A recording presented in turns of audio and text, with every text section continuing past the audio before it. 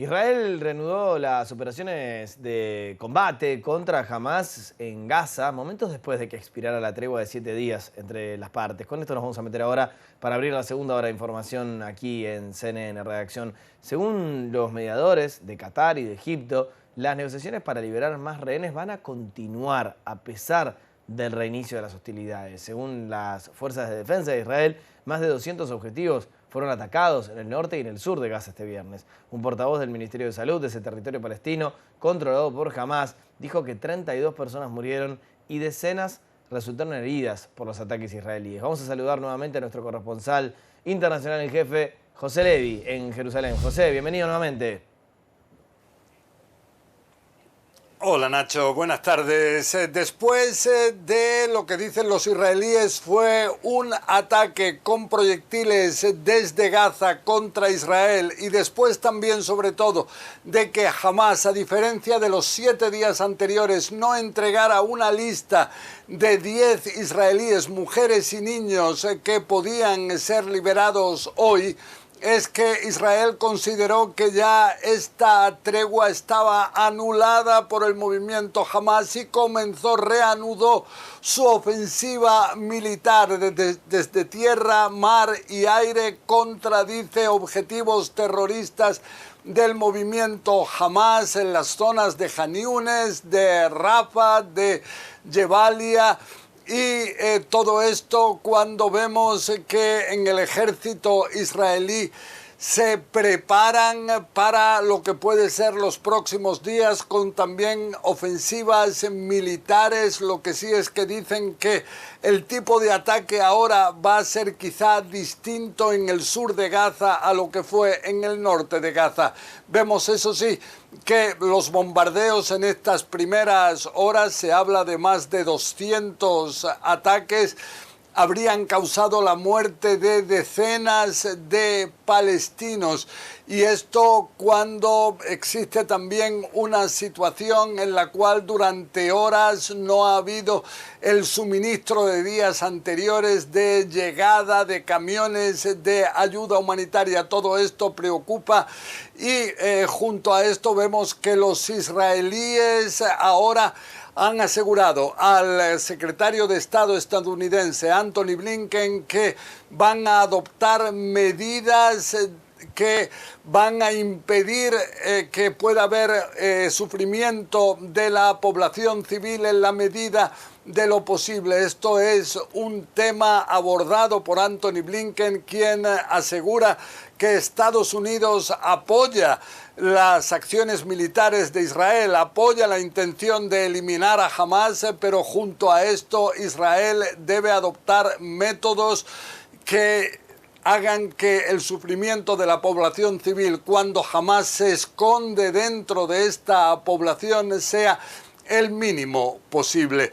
Y es de señalar que esta operación militar se reanuda después de una semana de tregua, una semana en la cual esto ha permitido a los milicianos, a los terroristas de Hamás, el reorganizarse. También ha permitido a Hamás el interrumpir el momento, la inercia de lo que era una ofensiva militar terrestre a gran escala. En el momento que tienen que parar las tropas, eso es un inconveniente que han tenido hasta ahora las fuerzas de infantería de Israel. Pero por otro lado, en el momento que se han liberado un centenar de rehenes esta semana por parte de Hamás, esto no solamente el claro aspecto humano, sino que también estos rehenes, dicen en Israel, están permitiendo tener una información de inteligencia sobre lo que ocurre dentro de Gaza, donde se encuentran las bases, las milicias, donde se encuentran quizás sobre todo los secuestrados. ¿Qué ocurre con estos secuestrados? Ya que todavía, dicen en Israel, más de 130 se encuentran en el interior de Gaza. Entonces la información de inteligencia que estos secuestrados que ahora están liberados están aportando al ejército israelí, sobre todo sobre los otros rehenes, puede ser decisiva. Nacho. José, te quiero preguntar qué sabemos de un informe bastante impactante en cuanto a su volumen político que dio a conocer el New York Times. Bueno, la verdad es que el New York Times asegura que, según las informaciones que tienen de Israel, hace más de un año que ya en Israel los estamentos de seguridad responsables sabían que existían planes dentro del movimiento Hamas de llevar a cabo acciones como la masacre del pasado 7 de octubre, en la cual más de 1.200 personas perdieron la vida, más de 240 fueron capturadas y trasladadas a Gaza. En esos planes ya se detallaba cómo romper la barrera que separa a Gaza con Israel, cómo entrar con unos 1.500 terroristas en el interior de Israel, cómo hacerse con el control de ciudades, de poblados enteros. Entonces las descripciones son espeluznantes porque fue realmente lo ocurrido. ¿Y qué ocurrió? Que estos estamentos, los superiores, desecharon esa posibilidad, dijeron que no era real, que jamás no tenía la capacidad de llevar a cabo algo de esta envergadura. Y bueno, todo esto al final tendrá que ser investigado después de la guerra. ¿Quiénes fueron? ¿A qué nivel se paró esta información clave de inteligencia y de alguna manera no se le dio importancia? Nacho. Una pregunta clave que te quiero hacer ya casi para terminar la semana y esta información que venimos dando en los últimos días. Las negociaciones para liberar rehenes en este contexto, José, ¿siguen? Bueno, sí, igual que hace más de una semana que realmente estaba la ofensiva militar terrestre y aérea israelí y se llevaron a cabo negociaciones que permitieron al final esta tregua de una semana en la que se liberó a un centenar de rehenes. Ahora dicen en Qatar, en Estados Unidos, que a pesar de la reanudación de la violencia, también hay que decir de los ataques desde Gaza contra el interior de Israel, contra inclusive la zona de Tel Aviv, a pesar de todo eso, se están llevando a cabo negociaciones indirectas entre Israel y Hamás. El problema de Hamás aparentemente es el poder llevar a listas de 10 mujeres o niños israelíes que se encuentren bajo su control y de esta forma llevar a 24 horas más de tregua. Esta es la fórmula presentada por los israelíes. Cada 10 rehenes que pueden regresar a casa, ellos hacen una pausa en un día más en la reanudación de los combates, cuando en Israel ya hace una semana, también ahora siguen insistiendo en que el objetivo claro es terminar, eliminar al movimiento Hamás. Dicen que ningún país soberano se puede permitir que una amenaza de esta envergadura, como lo ocurrido el pasado 7 de octubre, pueda volver a suceder, y entonces aseguran que la única opción que tienen es eliminar a Hamás. Nacho. Bien. Una pregunta de un tema que venimos siguiendo también dentro de este marco, de las liberaciones y de algunas cuestiones que nos preocuparon mucho. Consultarte, José, ¿qué novedades tenemos de la familia Vivas?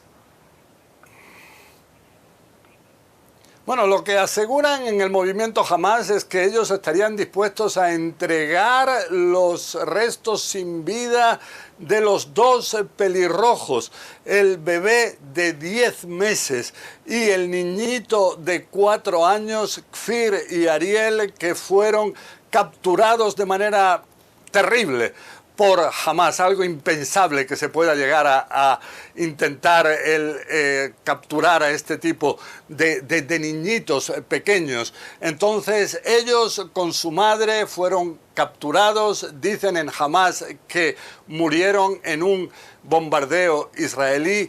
En Israel aseguran que se trata de guerra psicológica totalmente cínica, totalmente inaceptable, que ya en el pasado hubo casos en los cuales informaron de que habían perdido la vida otros rehenes y al final se vio que eso no es cierto. Ahora está un video en el que aparece el padre de los niñitos, Yarden, donde implora que al menos los niños puedan ser enterrados en Israel, pero en Israel aseguran que para nada tienen información de inteligencia de que estos niños y su madre hayan perdido la vida.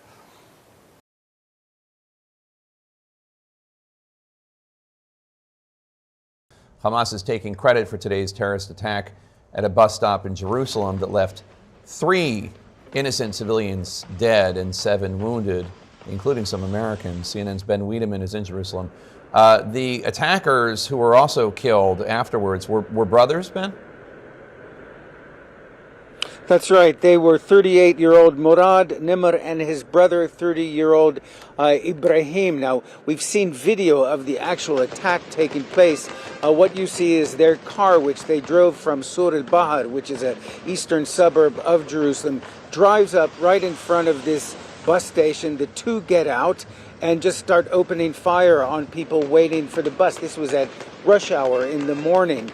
And you see they go back, they try to get back in their car after shooting people, and then it appears bystanders, one perhaps a soldier, one a civilian, draw their weapons and kill them on the spot. So 3 people dead, 7 people injured.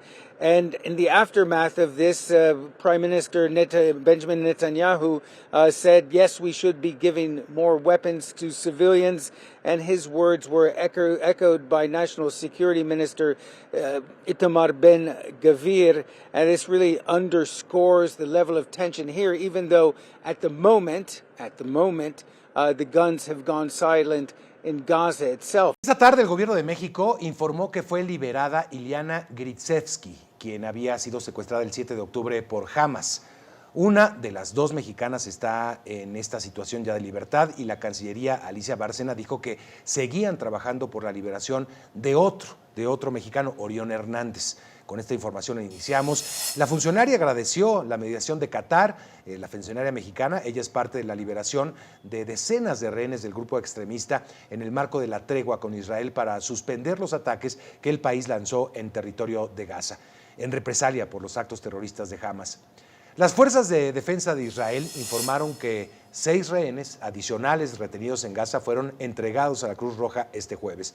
De este modo, son un total de 8 personas las que han vuelto a Israel. Entre ellas, personas liberadas, como le mencionaba, se encuentra la mexicana Iliana Gritsevsky.